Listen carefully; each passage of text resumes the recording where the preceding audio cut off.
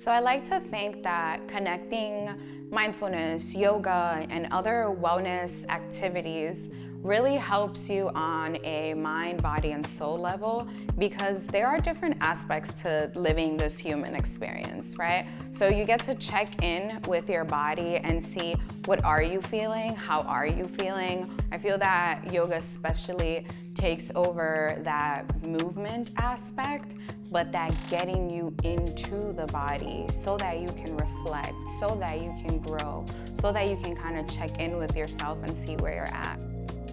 I started Blooming Soul in 2018, and it was to get myself out of a depressive episode. I didn't understand what was going on, why was I so upset at life, because everything seemed to be going well. I had a good job, I was in a good relationship, everyone in my family was healthy, and I couldn't pinpoint what was wrong, but I didn't feel okay myself.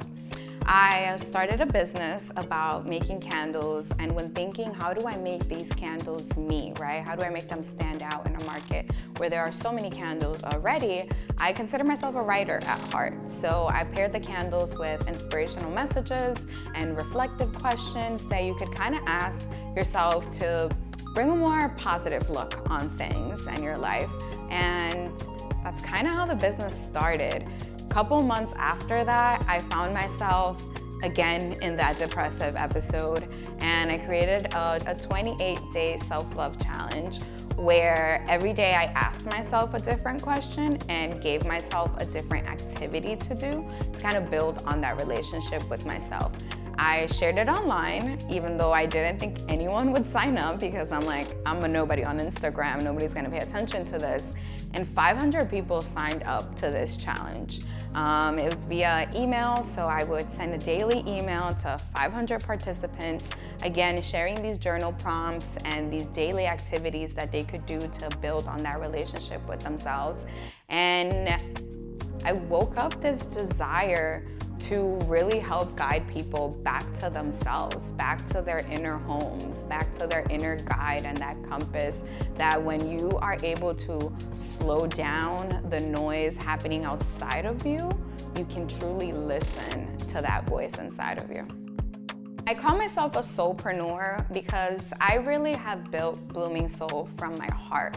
I find that over these last years, I have been alchemizing my life into an offering and an invitation for others to kind of reflect in their life. And it's really just become an invitation to take care of yourself.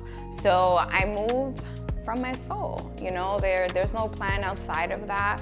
I feel very guided and led to do this work.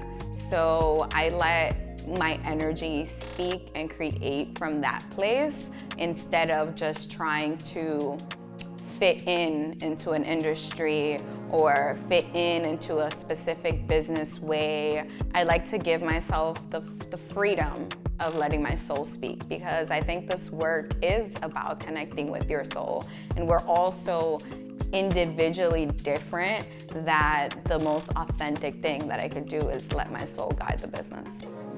What I am inviting people to take home with them is that your life doesn't need to mimic anyone else's, right? You are the director, the creator of your life, and a lot of the times, all we really need is some time and some space to check in with ourselves.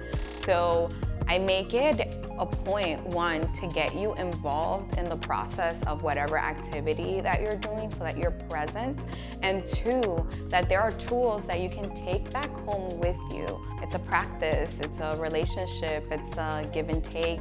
It's something that you are ritualizing and romanticizing, taking care of yourself on a more regular basis. I think a lot of the times we convince ourselves that we can't start yet, and that just delays our process. So the invitation is start now. Start where you are, start with what you have, and stay curious. I think that's really what keeps this journey very juicy, is staying curious and giving yourself permission to play and giving yourself permission to change, because that is really what you're going to keep facing on this journey of the self, is that you have either already changed so much or you're gonna be looking to change so much, and you should give yourself permission to do that.